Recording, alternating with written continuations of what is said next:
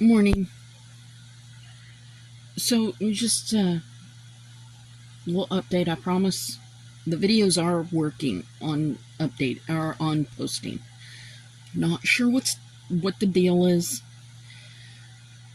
It's just taking an inordinately long time to get things posted. There is one being done each day, and they will get posted as much as I can, as quickly as I can. And we're not going to have a whole lot of time to do this one. So let's get right into it. We left off at chapter 50 of Isaiah. Israel's sin and the servant's obedience. Chapter 50. This is what the Lord says. Where is your mother's certificate of divorce, with which I sent her away? Or to which of my creditors did I sell you? Because of your sins you were sold. Because of your transgressions your mother was sent away. When I came, why was there no one? When I called, why was there no one to answer?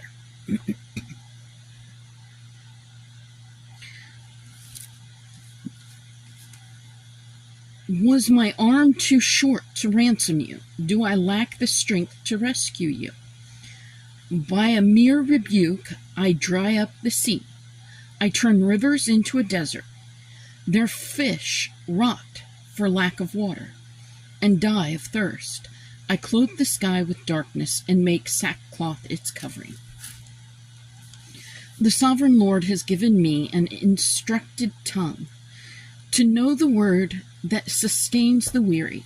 He wakens me morning by morning, wakens my ear to listen like one being taught. The sovereign Lord has opened my ears, and I have not been rebellious. I have not drawn back. I offered my back to those who beat me, my cheeks to those who pulled out my beard. I did not hide my face from mocking and spitting.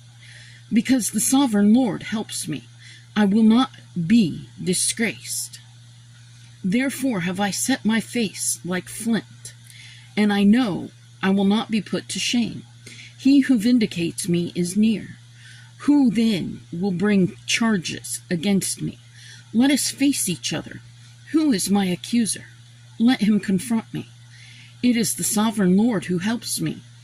Who is he that will condemn me? They will all wear out like a garment. The moths will eat them up. Who among you fears the Lord and obeys the word of his servant? Let him who walks in the dark, who has no light, trust in the name of the Lord and rely on his God. But now all you who light fires and provide yourselves with flaming torches, go, walk in the light of your fires and of the torches you have set ablaze. This is what you shall receive from my hand. You will lie down in torment. So, a lot of that section there, describing the torments and the tortures that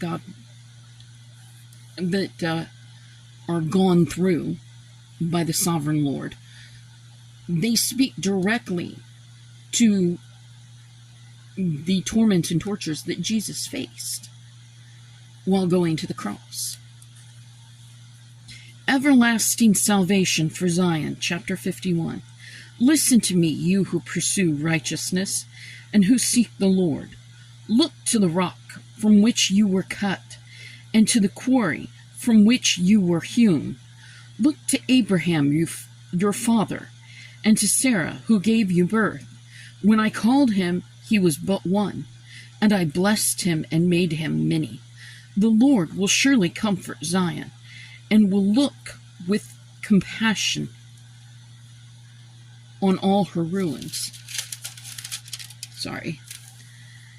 He will make her deserts like Eden, her wastelands like the garden of the Lord. Joy and gladness will be found in her, thanksgiving and the sound of singing. Listen to me, my people. Hear me, my nation. The law will go out from me. My justice will become a light to the nations. My righteousness draws near speedily. My salvation is on the way, and my arm will bring justice to the nations. The islands will look to me and wait and hope for my arm. Lift up your eyes to the heavens. Look at the earth beneath. The heavens will vanish like smoke. The earth will wear out like a garment, and its inhabitants die like flies. But my salvation will last forever. My righteousness will never fail.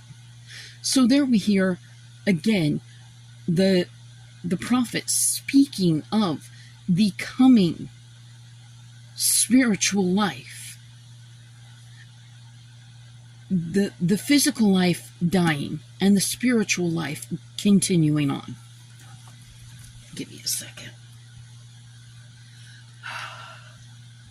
You should never use your t-shirt to clean your glasses. But my glasses wipe is missing somewhere. I don't know where it's at. So I use a t-shirt. I also have microfiber cloths, but we're not getting up to go get them.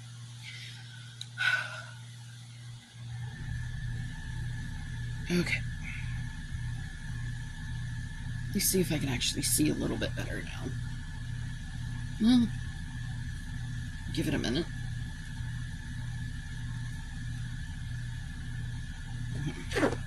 Okay. That's better.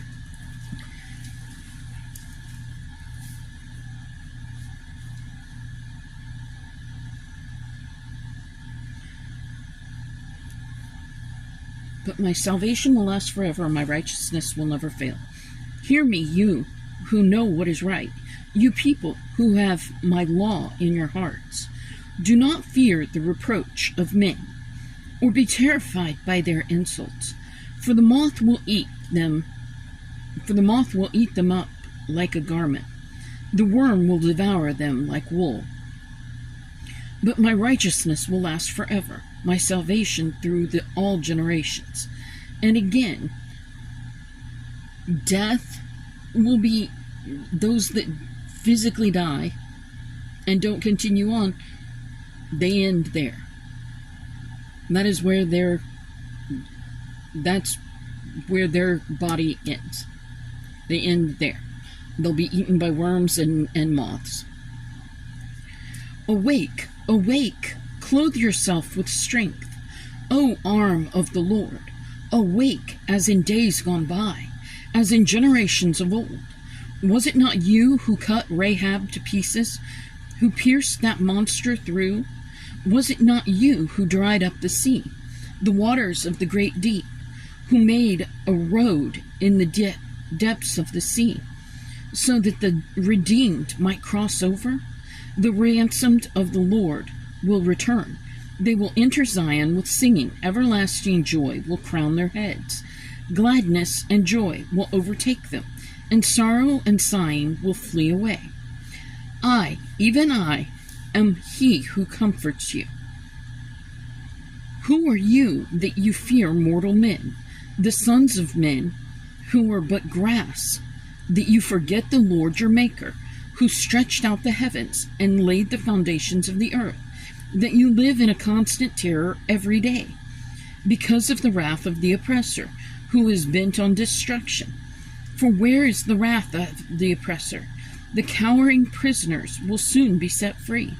They will not die in their dungeon, nor will they lack bread. For I am the Lord your God, who churns up the sea, so that its waves roar. The Lord Almighty is his name.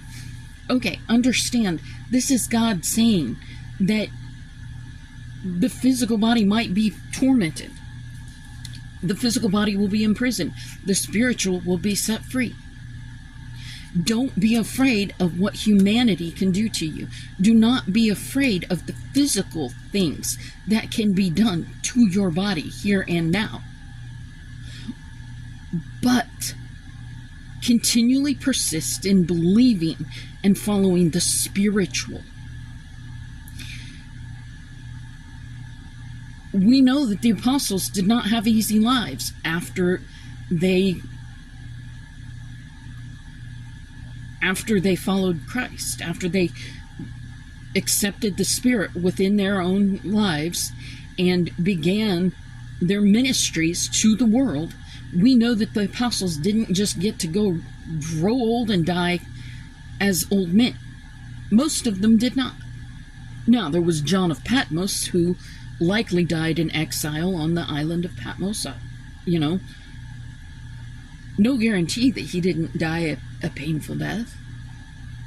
But we know that for the most part, the apostles gave up their physical bodies so that their spiritual might live. They endured a lot of hardships and torments in the physical life, but their spiritual life continued on.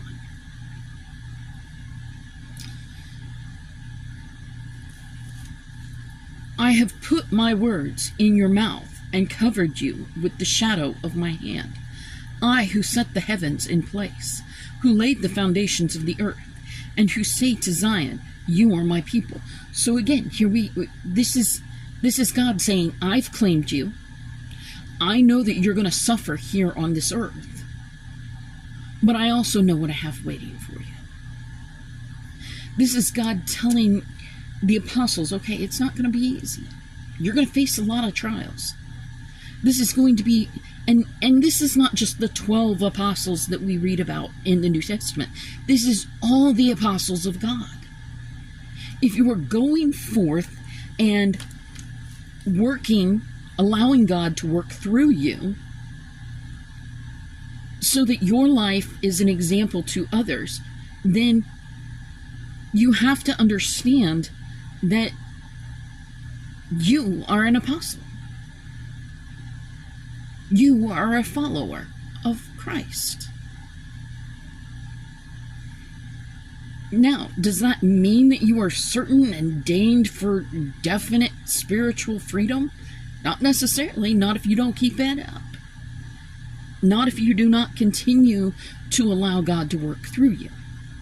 It is something that we have to do daily. Paul will actually tell us in the New Testament that he dies daily to the flesh, that he might live the spiritual.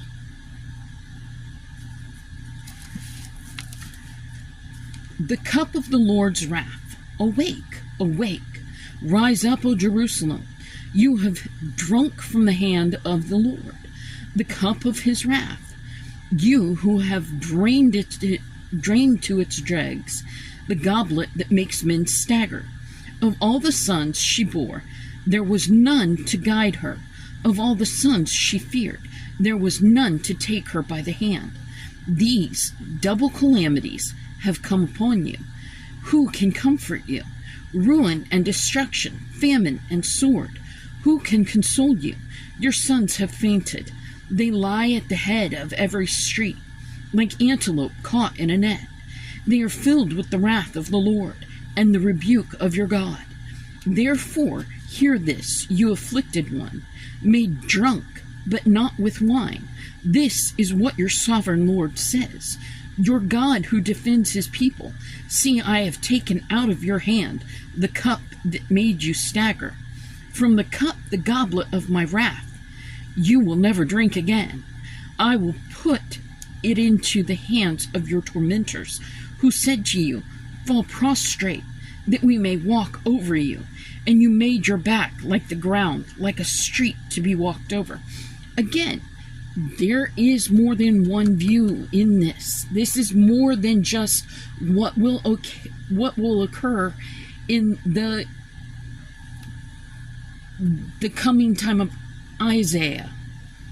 It speaks to what occurred with the prophets.